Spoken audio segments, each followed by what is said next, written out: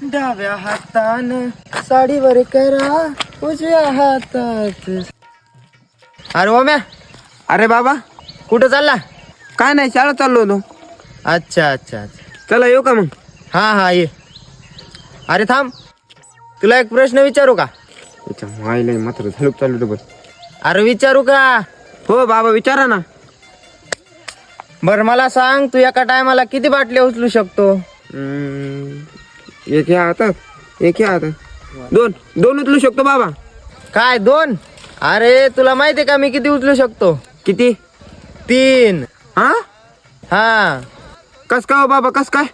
हे बघ, एक ह्या हातात, एक ह्या हातात आणि एक आणि एक मला लावड्यावर. आहे की नाही? तशात मग मी 5 उचलू शकतो. हा, अरे काय बी का?